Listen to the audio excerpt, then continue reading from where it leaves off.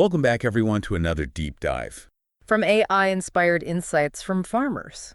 If you're enjoying what we're doing here, we'd love to hear from you too. Absolutely.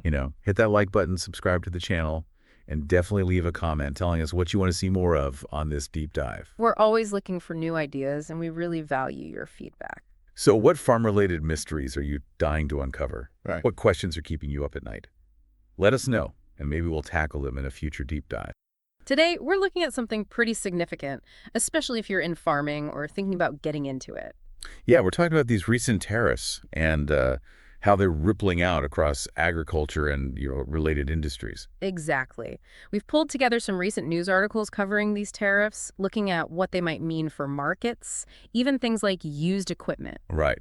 And the goal today is really to unpack this, look at the timeline, the potential impacts. Including some of the maybe less obvious risks and loopholes that are cropping up.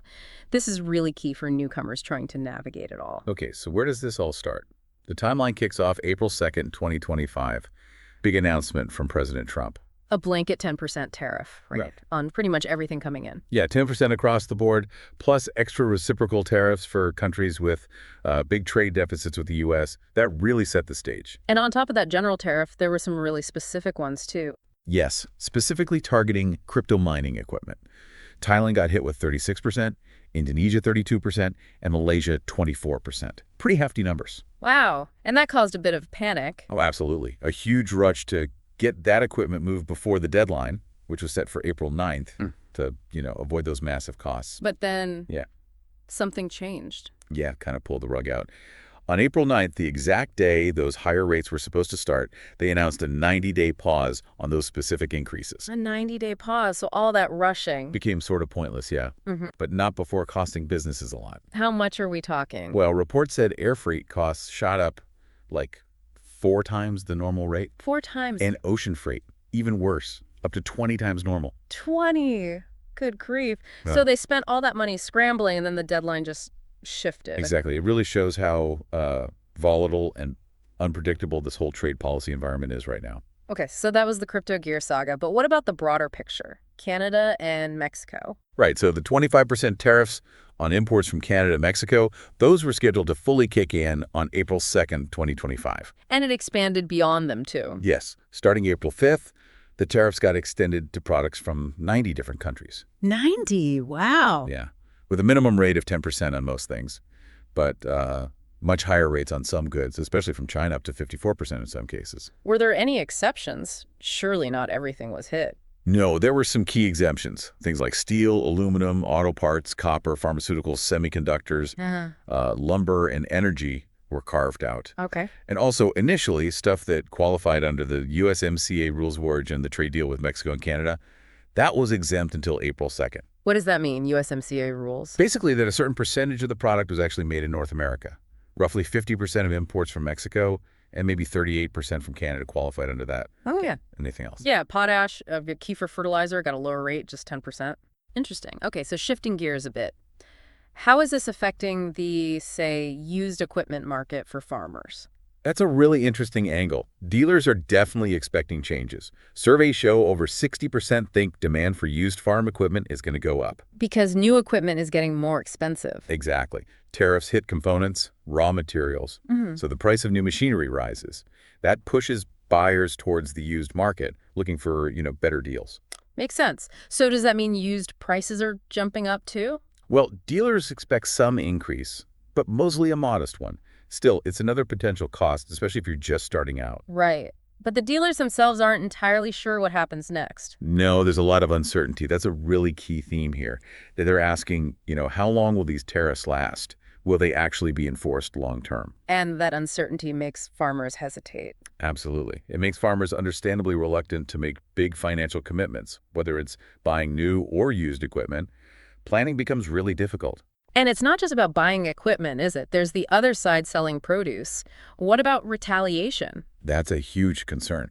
Retaliatory tariffs. China, for example, slapped 15% tariffs on a bunch of U.S. food and agricultural goods. Like what? Key stuff. Yeah. Soybeans, meat, chicken. Canada and Mexico are also threatening countermeasures. So if you're a new farmer hoping to export, that door might be closing. It could definitely make things much harder. If those retaliatory tariffs stick around, U.S. farmers and meat producers could lose billions. Billions of dollars. Billions, that's staggering. Could there be any sort of upside, like cheaper prices for consumers maybe? Well, maybe some very short-term price drops if exports suddenly plummet, but long-term, probably not. More likely we'd see higher prices for agricultural products, maybe even things like ground beef down the line. So volatility all around. Yeah, and it makes it really tough for new farmers to figure out their potential income and, plan for the future. Like we mentioned inputs earlier, fertilizer, that's another cost concern, right? Definitely. A lot of the potash we use, and some nitrogen fertilizer too, comes from Canada. Which now faces tariffs. Right. So there's a very real chance the cost of fertilizer could go up, squeezing farmers' profits even more, especially those running on tighter margins. Okay, so higher costs, market uncertainty. Does this kind of environment create other, maybe hidden risks? Unfortunately, yes. When legitimate import channels get super expensive because of tariffs, it can open the door for black market operations. Black markets. Yeah, In the food supply chain. exactly. Sophisticated networks targeting food supplies because there's suddenly a big financial incentive to bypass the official tariff-laden routes. That sounds worrying. What are the specific dangers there? Especially around food safety. They're serious. Yeah. You get things like transportation without proper temperature control. That means spoilage, bacteria. Right. Plus, they often fake the traceability documents. So if there's a contamination issue, recalls become almost impossible. You can't track it back. Nope. And the actual origin of the food gets hidden through lots of middlemen. You don't know where it came from, how it was produced, big risks of unsafe stuff getting onto the market. And a new farmer, maybe just looking for a cheaper source for supplies or even equipment, could unknowingly get tangled up in that. It's a potential risk, yes, maybe unintentional, but the risk is there. It really highlights why you need to be so careful about where you source things, especially big investments. Stick to reputable dealers. Good point. So beyond the black market threat, what other sort of hidden risks does this general uncertainty create? Well, as we touched on with the dealers, there's this real concern that the overall climate of uncertainty just stops people spending money. Discourages investment. Yeah. Producers, including new farmers, might just hold back on buying necessary equipment or upgrading infrastructure because the future looks so murky. That makes sense. If you don't know what next year looks like, dropping a load of cash on a new tractor feels much riskier. Exactly. And then there are those rising input costs. We talked about fertilizer, potentially other things too. That directly hits the bottom line for a new farm, Erodes those margins. right when they're probably thinnest. It makes achieving that long-term financial stability much harder. And the export market issue we mentioned, that's a long-term viability risk too, isn't it? Absolutely. Mhm. If retaliatory tariffs shrink markets for U.S. goods, it impacts everyone. Even if a new farmer isn't exporting directly, their local market prices might be affected if larger producers suddenly flood the domestic market because they can't sell internationally. Okay, so effects ripple outwards. And one more thing, potential disruptions within the supply chain itself. How so? Well, tariffs on materials like aluminum, steel, electronics, these are used in making farm inputs, machinery parts, even in transportation. Tariffs there could cause delays, higher costs for spare parts, problems getting harvest delivered on time. It touches almost everything. Wow, it really sounds like these tariffs could affect nearly every corner of the industry. It's pretty pervasive. Let's talk about loopholes then, because wherever there are regulations, people look for ways around them. We saw that with the crypto gear, right? Yes, that whole scramble to reroute through Southeast Asia, Thailand, Indonesia, Malaysia to dodge the U.S. tariffs, that's a prime example of how quickly global trade can shift to find the path of least resistance or, lowest cost. It shows how tricky it is to design tariffs that can't be worked around. Very tricky. And we also saw the rules themselves changing exemptions amendments, that 90-day pause. That must make planning a nightmare for businesses. Absolutely. The regulations aren't set in stone, so businesses are constantly looking for ways to soften the blow. Right. Maybe lobbying for specific exemptions or finding legal loopholes in the rules as written. And our sources noted something interesting.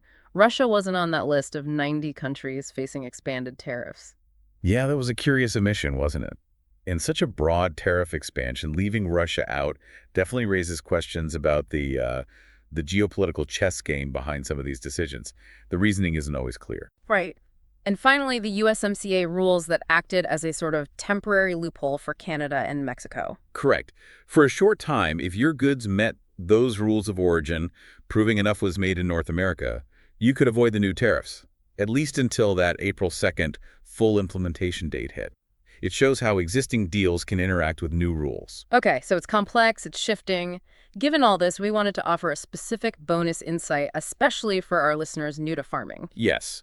With prices potentially inflated by tariffs and maybe some shady sellers trying to capitalize, you need to be extra cautious buying used or discounted equipment right now. What steps should people take? Verify, verify, verify.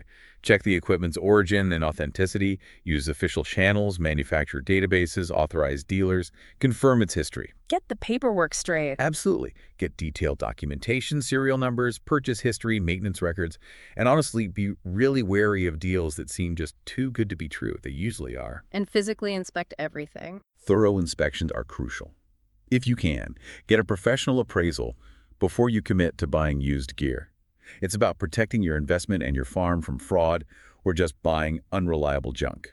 Solid advice. Okay, so let's try and wrap this up. Key takeaways. Well, it's clear these tariffs are creating a really complex, uncertain situation for agriculture. We're seeing impacts on equipment costs, input prices like fertilizer, potential loss of export markets due to retaliation. And these added risks like black market activity creeping in and just the constant regulatory changes making planning difficult. Exactly. So for anyone new to farming or thinking about it, the main message has to be stay informed. Be really careful with your investments. Understand this trade landscape is constantly shifting. You need to keep your eyes open. Yeah. And that leads us to a final thought to leave you with. As these global trade winds keep changing, how can new farmers actually build operations that are resilient, that can adapt? What strategies can they use to kind of weather these economic storms and make sure their farm is sustainable in the long run? It's a critical question, really. Something important to think about as you navigate the very dynamic world of agriculture today. Hitting that like button and smash that subscribe.